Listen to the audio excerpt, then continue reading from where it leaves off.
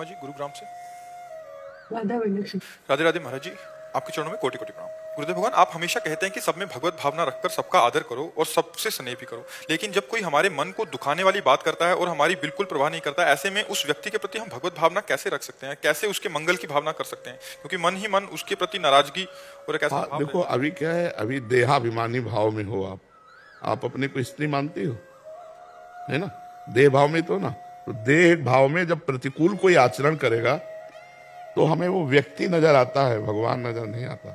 अनुकूल करे तो भगवान नजर आ सकता है, हम भावना कर सकते हैं कि बड़ा कृपालु है, साक्षात भगवान है, देखो मैं गिर रही थी, मुझे उठा लिया, बचा लिया। अनुकूल परिस्थितियों में, मैं भूखी थी, आज किसी भी विषय अनुकूल परिस्थिति में तो हमारा मन किसी को भगवान मान सकता है, लेकिन प्रतिकूल परिस्थिति में जब भगवान दिखाई दे तब वो भगवत भक्त है। वो उसकी निंदा कर रहा है, वो उसको प्रताड़ित कर रहा है और वो देख रहा है मेरे भगवान इसमें, तभी तो भक्त की दृष्टि होती।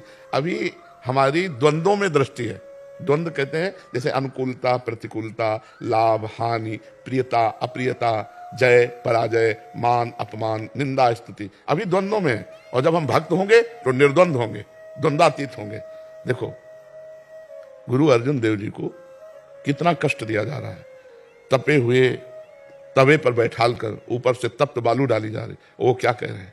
तेरा किया मीठा लगे हरिनाम पदार्थ नानक मांगे। भला मीठा लगेगा?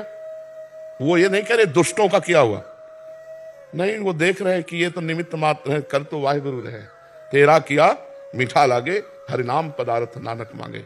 तेरा किया शब्द पे देखिएगा, तेरा किया मतलब अगर सामने से हमें कोई प्रतिकूल गाली दे रहा है तो मुझे तुरंत पहुंचना है कि मैं जिसकी आराधना कर रहा हूं वो ये प्रेरित करके, तो जब मेरे प्रीतम ने विधान किया है तो मुझे मीठा लगना चाहिए।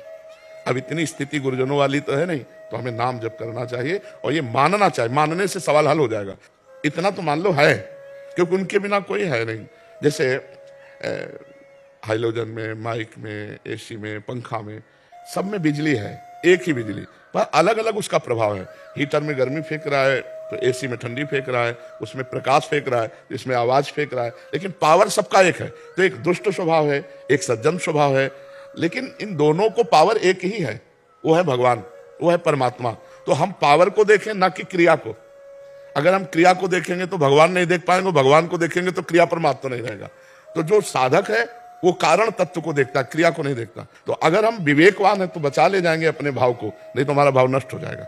जो भक्त होता है वो कारण में स्थित रहता, क्रियाओं में विचरण नहीं करता। मलिन से मलिन क्रिया करने वाले के अंदर भी पावर भगवान, और वो भगवान मेरे प्रीतम, बस ये स्थिति तो भजन से आएगी। अब अभी थोड़ी आए, अभी तो हम जन साधारण व्यक्ति की तरह है। अभी हम भजन के द्वारा अभी धरातल से उठे, थोड़ी अध्यात्म की भूमिका होती है, ये बहुत ऊंची भूमिका है। सब में भगवान को देखना ये ऊंची भूमिका है। बहु नाम जन्मनावंते ज्ञानवान माम प्रपद्यते वासुदेवा सर्वमित समात्मा सुदुर्लभा। बहुत जन्मों की साधना के बाद ये ज्ञान प्राप्त होता है कि सब में भगवान विराजमान, सब में एक परमात्मा, एक राम, एक परमेश्वर, सब में विराजमान। इतना ज्ञान हो गया तो मुक्त हो गया। तो हमें साधना करनी, निराश नहीं होना, हम बार बार प्रयास करें उसमें भगवान देखने का। हम क्रियाएं देखते हैं अनुकूल या प्रतिकूल, तो भगवान नहीं देख पाएंगे। भगवान को देखेंगे तो क्रियाओं का महत्व नहीं रहेगा।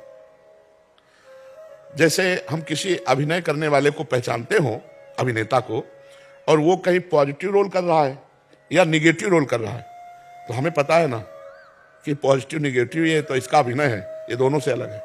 ये ऐसा व्यक्ति नहीं है, समझ आप पहचान जाएंगे ना।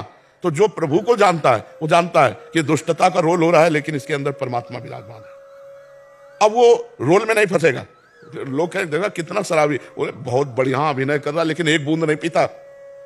क्योंकि आप उस अभिनेता को जानते हैं। तो जगत नाटक वैभवा, इस जगत नाटक मंच पर परमात्मा रोल कर रहा है अपने आप से, अपने आप में, इतने रूपों में। अगर आप पहचान लो कि कण कण में झांकी भगवान की, किसी सूझ वाली आंख ने पहल, तो आप मुक्त हो जाओगे इस खेल से। और नहीं पहचान पाओगे तो राग द्वेष कर बैठोगे, फिर अगला जन्म निश्चय हो जाएगा। जो सब में भगवान को देखता है वो जीवन मुक्त महात्मा होता है। बड़ा कठिन है सब में भगवान को देखना, पर दुर्लभ नहीं है, असंभव नहीं है। हम नाम जप करें और अभ्यास करें तो एक दिन आ जाएगा ऐसा।